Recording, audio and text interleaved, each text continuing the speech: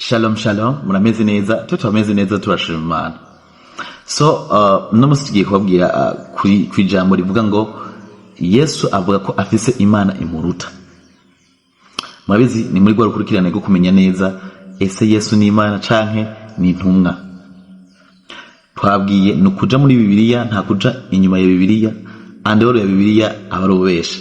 Twisunga Bibiliya nyene. Ese Bibiliya irabivuga kwiki? Yesu avuga ko afise Imana imuruta. Muri Bibiliya havugwayo iki? Reka dusome rero muri Yohana 14:28 haravuga ngo mwumvise ko nababwiye nti ndagiye ariko nzobagarukako.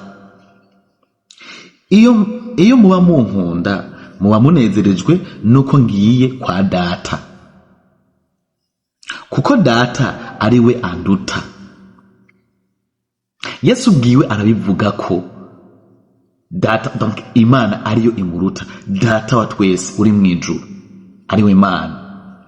Imana niyo imuruta. Donc rero ese vyukuri abavuga ko Yesu ari Imana n'abavuga ko Yesu ari intumwa, kugeza ubu Yesu ni iki?